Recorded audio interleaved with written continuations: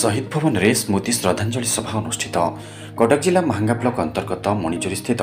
शहीद भवन रे स्वर्गत बाबाजी चरण बेहरा शैलबाला जेना रश्मिता साहू स्मृति श्रद्धांजलि सभा महांगा बुद्धिजीवी सांस्कृतिक सामाजिक संसद तरफ महिमाधर्म गवेषक डॉक्टर एकादशी प्रधान सभापतित्व में अनुष्ठित हो दिव्यांगत आत्मा फटोचित्र रे पुष्प धूप प्रदान करने आत्मार सद्गति 2 मिनिट नीरव प्रार्थना करा आवाहक नलिनीकांत नायक प्रारंभिक सूचना पर श्रद्धांजलि सभा अनुष्ठित होता। उक्त सभारे अक्षय कुमार राय चौधरी डॉक्टर भावग्राही राउत प्राक्तन शिक्षक राजकिशोर जेना अरक्षित प्रधान उपेन्द्रनाथ मंगराज विजय कुमार नायक उषासन मल्लिक उत्कल साहित्य समाज प्राक्तन सदस्य सुकांत नंद जानकी वल्लभ स्वाई सांबादिक धनेश्वर सेठी अभय नायक अनंत महारणा अक्षय प्रधान अपूर्व रंजन महांती परशुराम सेठी रमेश चंद्र साहू धरणीधर साहू रतन कुमार साहू प्रमुख तांकर गुणगान करने सहित दिव्यांगत आत्मार सद्गति महाप्रभु श्री जगन्नाथ निकट में प्रार्थना करते। सरोज कुमार साहू और सहयोगी भजन गान करने सहित आशुकवि विजय कुंवर स्वरचित कविता पाठ करते। शेष में भ्रमरवर दास समस्त को कृतज्ञता ज्ञापन करते। मो राजकिशोर जेना प्राक्तन शिक्षक रामचंडी हाईस्कूल एरकणार आज आमर मणिजोरी स्थित वरिष्ठ नागरिक सांस्कृतिक और सारस्वत अनुष्ठान तरफ आयोजित होता स्मृति चारण सभार मुख्य अतिथि भाव में योगदान कर निजक धन्य मन करुच्ची। मोर जहाँ जानवा कथा है जो तीन दिवंगत आत्मा को आम आज श्रद्धांजलि अर्पण कलु विषय उपस्थित भाई मान को जिते सम्यक सूचना प्रदान करागला निज निजर चारित्रिक गुण को बदलवा एवं जो आत्मा चली जाइछन्ति सुगुण को आम पर्यालोचना करूँ एवं ता सहित संपर्क रे आसवा सहित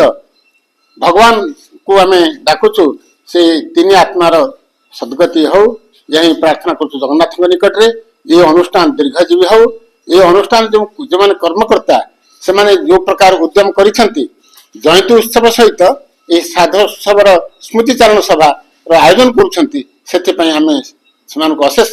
कृतज्ञता ज्ञापन करूछु। मु डॉक्टर एकादशी प्रधान महिमा धर्म गवेषक आज ये जो स्मृति श्रद्धांजलि सभा स्वागत करी निजको गौरवान्वित मन करुच्ची। खाली तो आम सुकांत बाबू महांगा कथा कहले मु भावुची गोटे ओडिशार प्रभाव पकईलानी जो श्रद्धांजलि सभा करी से स्वर्गाबू आत्मांकर खाली सद्गति कामना करूनु तांका विषय जो आलोचना होची ता निश्चिंत भाव में आम भितर गोटे प्रभाव पकाउची कि प्राणीर भल मंद बाणी मरण काले ता जानी आमे ता जानी पारुचे एवं यही निराला कार्यक्रम यही जो बुद्धिजीवी मंच आमर महांगार सृष्टि होती ये गोटे निराला भाव में प्रतिष्ठा लाभ करू ये कामना करुच्ची। समस्ते भले था शांति था यह प्रभु पाखे प्रार्थना। सुकांत नंद प्राक्तन कार्यकारी निर्वाही सदस्य उत्कल साहित्य समाज महांगा बुद्धिजीवी सारस्वत संगठन मणिजोरी पक्षर ये जो नियारा परंपरा सृष्टि करा जायछि ये अंचल गोटे आंचलिक अंचल भितर 3-4टा पंचायत को नहीं जो माने दिवगत आत्मांकर श्रद्धांजलि सभा आयोजन करा जाउछि से गरीब हंतु बा बड़ लोक हंतु समाज रे प्रतिष्ठित हंतु बा अप्रतिष्ठित हंतु बा गृहिणी हंतु से माने अनुष्ठान समस्तंकर एई बड़ी एक शोक सभा आयोजन करने जो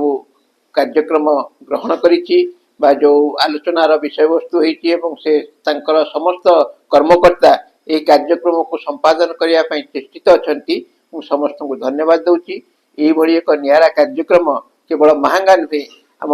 महांगार पाखआख अंचल एवं साहित्य संस्कृति प्रति यार उत्तरोत्तर दायित्व निश्चित भाव रहिबो।